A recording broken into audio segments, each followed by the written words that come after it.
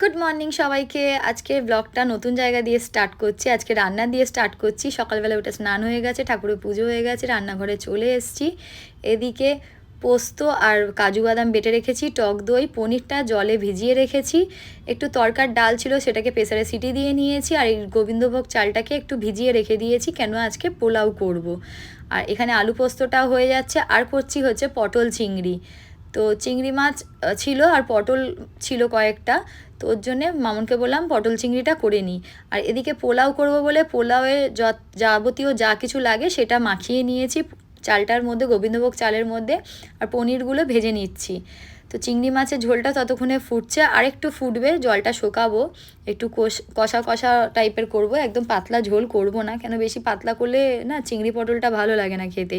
ভাতও বসিয়ে দিয়েছি, আর এই হচ্ছে আমার পনিরটা অনেকটাই হয়ে এসছে, আর একটু তেল ছাড়বে, আর একটু ফুটুক, একটু ফ্রেশ ক্রিম দিয়ে দেবো।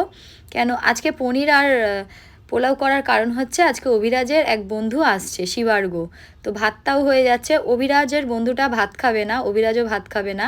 আর এখানে পটল চিংড়িটাও আমার হয়ে গেছে, তো পোলাওটাও বসিয়ে দিয়েছি, ঘি দিয়ে একটু ভেজে নিচ্ছি ভালো করে। ভালো করে ভেজে নিয়ে তারপরে এর মধ্যে জল দিয়ে ঢাকা দিয়ে দেবো, একটু যতক্ষণ টাইম লাগবে একটু নেড়ে চেড়ে নেবো। দিদা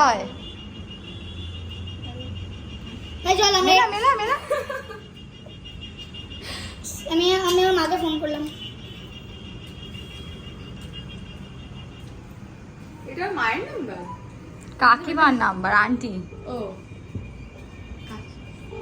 তো অভিরাজের বন্ধু এসছে, শিবার্গ, স্কুলে পড়ে, ওর মা আজকে ওকে ছেড়েছে একদিনের জন্যে। তো সারাদিন এরা আজকে এনজয় করবে, আর পোলাও আর পনির খাচ্ছে এদিকে, আর অনুষ্কাও খাচ্ছে এদিকে। আশা দিদি ডাস্টিং করছে, ঘর পোছাপুছি করছে। তো যাই হোক, ওরা খেয়ে নিক, ওরা এনজয় করছে, ছুটি আছে এখন, পরীক্ষা হয়ে গেছে। Cold coffee? না না, আমি গরম কফি খাবো। হ্যাঁ, গরম কফি খাবো। গরম কফি? গরম হয়ে যাবি তো। না, কারণ আমাকে মা বলছে ঠান্ডা কফি। ঠান্ডা খেতে না, তো ঠান্ডা আইসক্রিম যে খেলি। তো অভিরাজ আর শিবার্গ দুজনে মিলে মজা করছে। ওরা ক্যাফে গেছিলো, ক্যাফে থেকে খেয়ে দিয়ে এসছে, কোল্ড কফি, কেউ হট কফি খেয়ে এসছে। তো তারপরে অনুষ্কাকে বললাম একটু এক্সারসাইজ করতে। অনুষ্কা ট্রেডমিলে একটু হাঁটছিল, তা বললাম হালকা হেঁটে একটু রানিং করতে। তারপরে আমি একটু ওপরে আসলাম গ্লাস হাউসটা দেখতে, আর তোমাদেরও দেখাচ্ছি। গ্লাস হাউসটা যতটাই দেখতে সুন্দর লাগে, কিন্তু গরমকালে খুব সমস্যা, যে এতটাই হিট হয়ে যায় যে দুপুরবেলা থাকা যায় না। এসি চালালে ঠান্ডা হয়ে যায়, কিন্তু আমি আর এসি চালাচ্ছি না, আমি নিচে নেমে যাচ্ছি। আর অনুষ্কা এখনও ট্রেডমিলে হেঁটে যাচ্ছে। যাই হোক, ওই এখানে হাঁটছে, তারপরে আমি একটুখানি ওকে এক্সারসাইজ করাবো, ব্লিডিং করাবো, আর মেডিটেশন করাবো। তো ওর এক্সারসাইজটা মাঝে মাঝে করানোর চেষ্টা করি, কেন ওর রাইফেলে এখনও শুটিংয়ে যেতে পারছে না, মাঝে মাঝে যাচ্ছে, মাঝে মাঝে যেতে পারছে না গরমের কারণে। তো এক্সারসাইজটা করলে ওর স্ট্যামিনা পাওয়ারটা থাকবে।